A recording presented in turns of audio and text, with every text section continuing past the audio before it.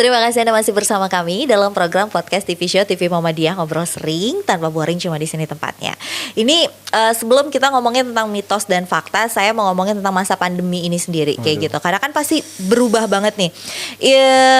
Walaupun tren ngopi di coffee shop itu ngehits banget 2 tahun belakangan ini, tapi nggak bisa dipungkiri ketika PSBB terutama di Jakarta diberlakukan, hampir semua coffee shop mendadak sepi. Bahkan banyak banget yang akhirnya tutup.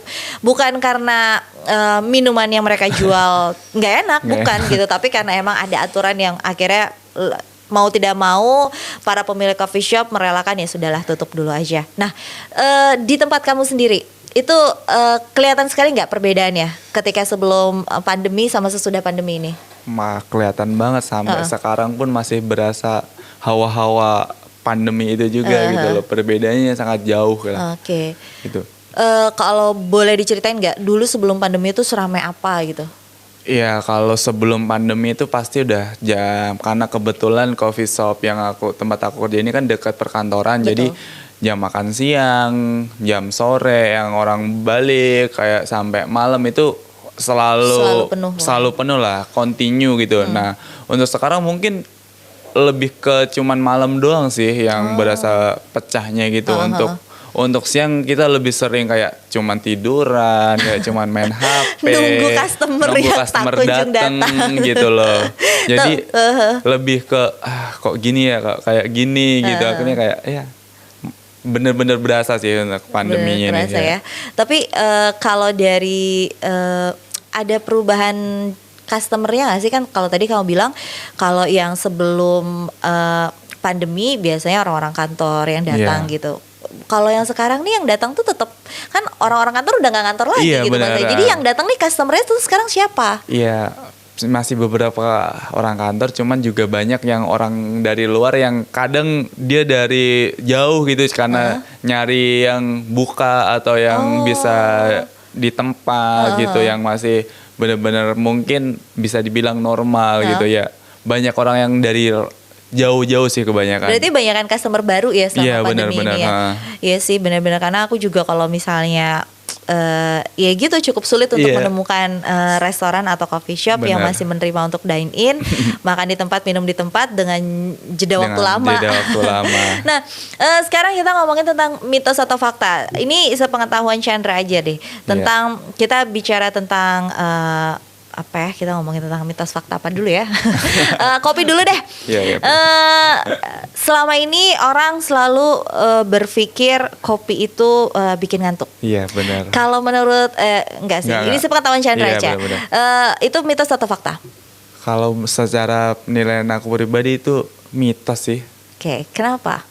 Soalnya ya dari teman-teman aku yang selama ini suka ngopi juga, mau sengantuk apapun, mau minum kopi sebanyak apapun juga tetap aja ngantuk gitu loh. Nggak pernah yang tiba-tiba langsung seger yang nahan ngantuk gitu. Soalnya ya kita sendiri udah kayak ngerasa ya mitos aja, nggak ngaruh aja gitu loh gitu. Jadi sebenarnya tergantung bagaimana sugesti dari masing-masing orang ya. Dari pikiran kita sendiri sih. Benar-benar. Sebenarnya kalau fakta lainnya adalah kayak gini. Kopi itu memang mengandung beberapa senyawa yang membuat kita jauh lebih aktif. Tapi balik lagi gitu, kalau misalnya memang tubuh kita memerlukan istirahat, dengan kita minum kopi juga tidak akan mempengaruhi gitu. Senyawa-senyawa itu juga akan lebih kalah dengan otak kita yang menyuruh kita untuk istirahat lebih kayak gitu. Balik lagi tuh sebenarnya masalah sugesti dari diri pribadi masing-masing. Terus kita ngomongin mitos atau fakta berikutnya deh. Tentang kopi Arabica lebih enak daripada kopi Robusta. Enggak juga. Setiap kopi punya penikmatnya masing-masing. Jadi gitu. Untuk yang suka Arabica juga banyak, yang Robusta juga banyak. Jadi punya nilai tersendiri-sendiri untuk masing-masing kopi gitu loh. Jadi itu sebenarnya juga mitos juga gitu. Karena balik lagi sebenarnya kenapa dibilang kopi Arabica lebih banyak yang suka, karena mungkin lebih banyak diterima di lidah masyarakat. Atau gitu gak sih? Iya bener kan. Kalau emang untuk kopi Arabica tersendiri itu kan untuk kadar kafeinnya dia jauh lebih rendah sih daripada Robusta gitu. Jadi makanya orang cenderung lebih memilih Arabica gitu loh. Kalau dulu juga kayak seperti perawatannya pun untuk di petani juga lebih difokusin ke Arabica gitu. Robusta itu lebih dianggap kayak anak tiri kalau dulu. Tapi kalau untuk sekarang ya udah sama mereka gitu loh gitu. Oke, mitos atau fakta berikutnya, kopi Gayo kopi paling enak. Enggak juga. Enggak juga. Di Indonesia nih ada banyak banget kopi karena emang Gayo orang taunya Gayo emang. Sebenarnya banyak setiap daerah yang hampir rata pegunungan itu punya kopi masing-masing. Kopi, ya? Jadi balik lagi aja sebenarnya ini tentang selera gitu. Kalau dibilang paling enak mungkin kalau aku bilang iya kopi Gayo paling enak, tapi bisa jadi Chandra bilang enggak kok, ini ada kopi dari Banyuwangi gitu misalnya, ini juga enak gitu. Atau ini kopi Balinya juga enak atau iya. Terus mitos atau fakta berikutnya tentang kopi luwak, kopi paling mahal? Mungkin juga sih, bisa jadi juga itu. Ya. Benar. Kalau itu emang saya juga setuju ya, kopi luwak kopi paling mahal karena memang itu kan yang kopi yang paling alami. Iya, kopi yang paling alami. Minum kopi bisa bikin asam lambung. Ya kalau sebelum minum kopi nggak makan selama seminggu bakalan asam lambung juga sih emang. Jadi gitu. Jadi minum kopi bakal asam lambung tergantung kita minum kopinya dalam jumlah berapa kayak gitu. Kalau minum kopinya dalam jumlah 1 gelas besar ya pasti asam lambung. Dengan kan keadaan perut kosong ya. Balik lagi segala sesuatu yang berlebihan emang nggak boleh dan nggak baik. Jangan disalahin kopinya lah gitu. Oke, udah selesai ya kita mitos atau faktanya. Dan sekarang kita balik lagi tentang kan kamu pasti punya ini dong. Kalau misalnya nih pemirsa TV-mu gitu, misalnya punya ketertarikan untuk menjadi seorang barista. Apa sih yang harus disiapkan gitu? Jangan jadi barista deh. Loh. Soalnya sebenarnya barista itu sendiri itu nggak cuman sekedar bikin kopi terus dipoto diupload di sosmed, nggak cuman itu doang soalnya. Soalnya barista itu ya harus di balik itu masih ada banyak gitu loh. Jadi kita harus punya good looking kayak gitu, kayak komunikasi dan kita juga harus siap bikin menu yang non coffee yang seperti itu juga.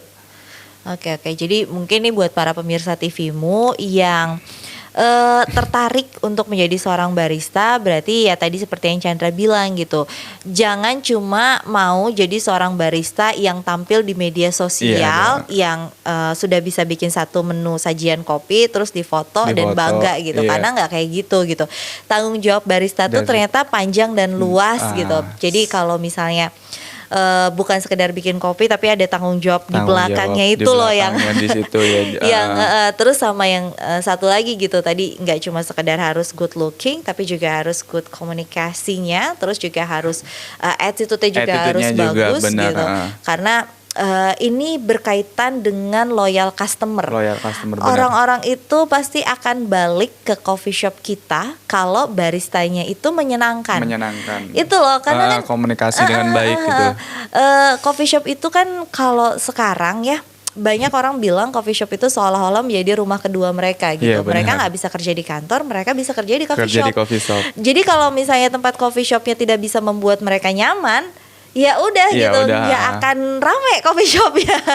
Nih pertanyaan terakhir sebelum kita nanti ke segmen terakhir, kalau misalnya kamu sendiri kalau disuruh idealnya seorang barista itu enaknya umur berapa ya kira-kira? Kalau idealnya sih ya mungkin di umur 19, 20 sampai 25 itu harusnya udah di tahap yang ideal sih. Oh iya. Kenapa harus semuda itu? Iya, soalnya di dunia barista sendiri kan masih ada jenjang yang lebih tinggi untuk kalau pengen lebih gitu loh. Jadi nggak cuma sekedar jadi penyaji kopi atau penyeduh kopi saja gitu loh. Jadi dengan umur semuda itu, dengan pengetahuan yang udah cukup soal penyajian kopi kan bisa naik lagi yang lebih ke tinggi gitu. Selain itu mungkin kalau misalnya dia umurnya masih muda, mungkin emang kan bisa lebih bisa lebih mengikuti ritme konsumen juga kali. Karena kan konsumen coffee shop juga range umurnya kan memang di antara itu kan, di antara itu emang. Pelajar, mahasiswa, pekerja. Itu pun mereka-mereka yang terbilang masih muda biasanya. Bener, jadi kalau misalnya mungkin baristanya terlalu tua juga agak sedikit sungkan dan enggan gitu. Sungkan dan enggan untuk masuk ke kopi, untuk ngobrol bareng aja jadi kayak mungkin nggak enak gitu. Enaknya jadi suhunya aja gitu. Nah, ini nanti di segmen berikutnya kita bakalan ngobrol lebih lanjut lagi seputar barista. Untuk itu jangan kemana-mana, tetap di podcast TV Show TV Muhammadiyah, ngobrol sering tanpa boring, cuma di sini tempatnya.